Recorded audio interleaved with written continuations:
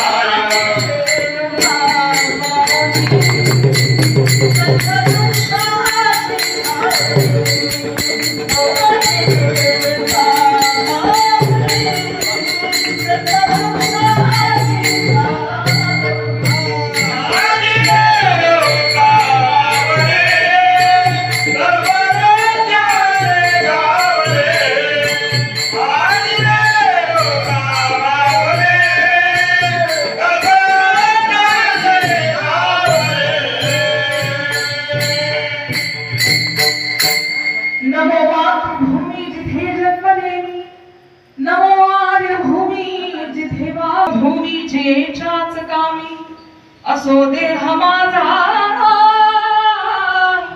नमामि नमामि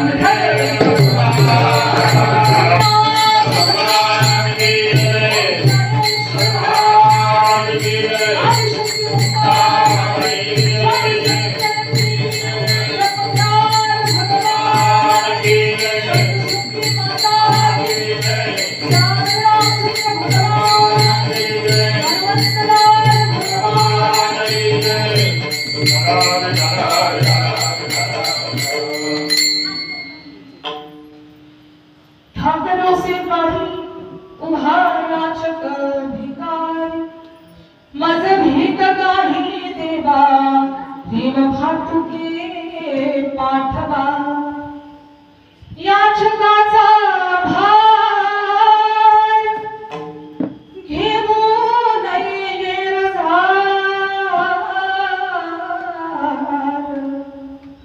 मज भीत काही देवा प्रेम भातुके पाठवा तुका म्हणे दान सेवा घेतल्या वाचून मज भीत काही देवा प्रेम भातुके पाठवा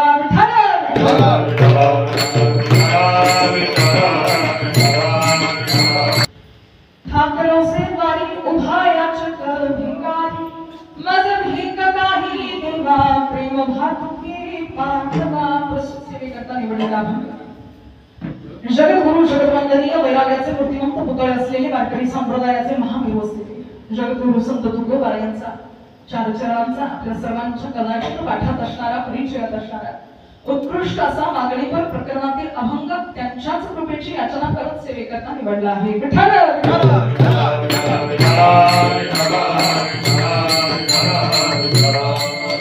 कीर्तनाला सुरुवात करण्याच्या पूर्वी अल्पसा परिहार द्यायचा तो असा.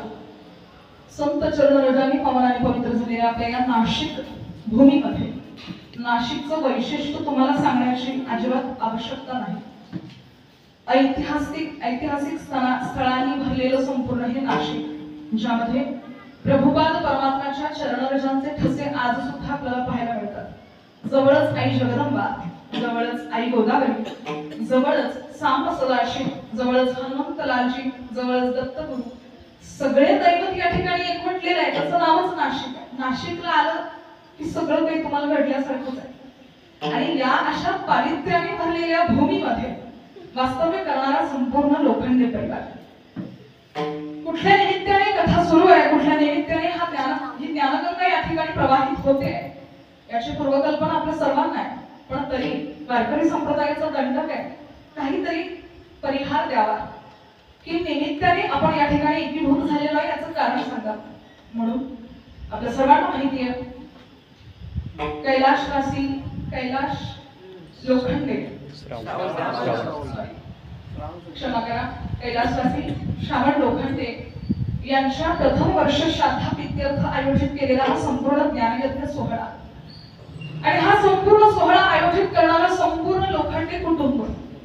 आमच्या काकू असतील, मोठ्यांचं नाव खरं तर लहानांनी घ्यायचं नसतं, पण तरी सुद्धा आमच्या उषा काकू, मला असं वाटतं नाव बरोबर आहे ना, आमच्या उषा काकू, त्यानंतर त्यांचे दोन सुपुत्र आमचे स्वप्नील दादा आणि ज्ञानेश्वर दादा आहेत.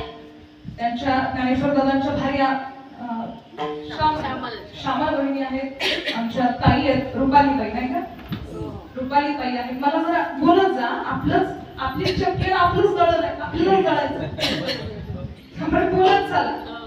हे कीर्तन कसं आहे सगळ्यांना माहिती आहे, अगदी वेळेवर तयार झालेलं कीर्तन आहे. ते पहिलं पूर्वसूची किंवा आखलेला आराखडा आणि त्यातून आपण हे सगळं करतोय अशातला भाग नाहीये. मनात आलं करायचं म्हणून केलं असं हे कीर्तन आहे. त्यामुळे फार काही प्रतिबंध यामध्ये नाहीये. तुम्ही आम्ही खेळीमेळी गदारोळी याच भावनेने आपण कीर्तन पूर्ण करणार आहोत. बोलत चला. तर आमच्या रुपालीताई आहेत. असं संपूर्ण हा लोखंडे परिवार आणि त्यात आमचे सुभाष काका बंगाळे. खरं तर त्यांचं विशेष कौतुक करायला हवं, कारण 7 दिवसाचा हा सोहळा आयोजित करणं तोंडाचा खेळ नाही.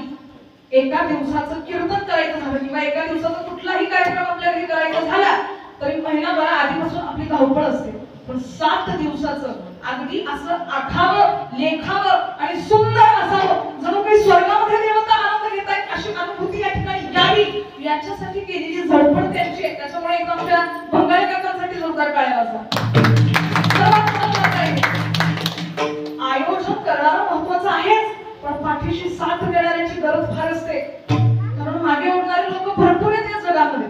मी नेहमी कीर्तनामध्ये सांगत असते की जगामध्ये वाट दाखवणाऱ्यांची कमतरता आहे आणि वाट लावणाऱ्यांची जास्त गर्दी आहे. वाट लावणारे भरपूर आहे. चांगलं कार्य करायला गेले कशाला करतो, एवढा खर्च करावा लागतो का, अजिबात नाही, एवढंच करून मोकळं हो असं सांगणारे सुद्धा आहेत. पण पाठीशी बळ असावं. खरं तर भाऊ याचा करता हवा असतो बरं, तो लहान असू दे किंवा मोठा असू दे, पाठीशी त्याने एकदा बळ दिलं की मी आहे, करा, सांभाळून घेऊया.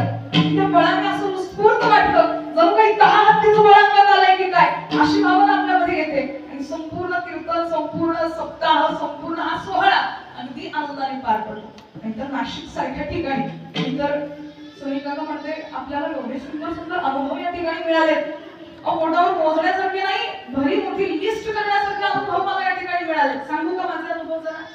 जरा माना तर असं जरा माना डोलवलं की मलाही बरं वाटतं, चला ऐकताय. नाहीतर काही काही लोक डोळे उघडे ठेवून सुद्धा झोपतात.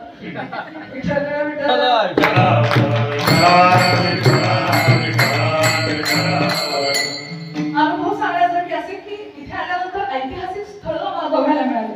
रामायणची भूमी, तपोवन, तपोवनला जायचं आणखी स्वप्नील दादा नाही, ते राहिलाय.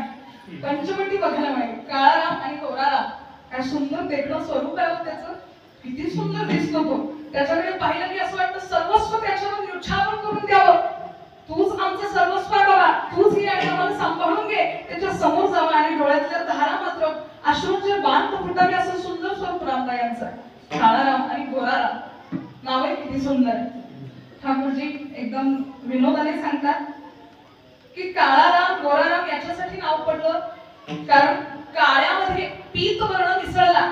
गोरा याचा काय अर्थ असतो? पीत वर्ण म्हणजे पिवळसरपणा.